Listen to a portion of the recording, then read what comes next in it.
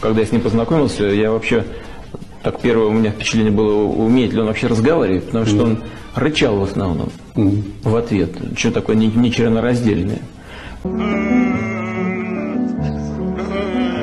А ты что? А ты чмодон. Как вы думаете, почему Путин назначил главой оккупированного им народа дегенерата, который не мог даже изъясняться на человеческом языке, не говоря уже об отсутствии интеллекта и образованности у данного субъекта? Человека, который рычал и даже в силу своего возраста на тот момент не мог быть президентом чеченского народа. Ответ очевиден. Путин знал, что рыба гниет с головы. Он хотел через этого субъекта унизить чеченский народ перед всем миром.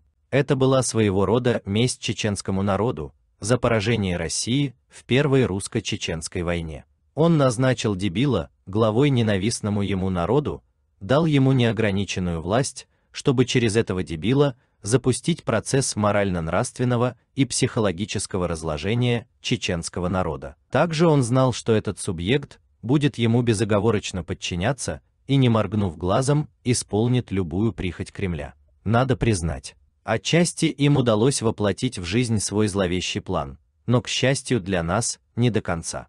В Кремле свои планы, но и у Всевышнего свои планы. Они хитрили, но Аллах объял их хитрость. Поистине Аллах объемлет всякую вещь.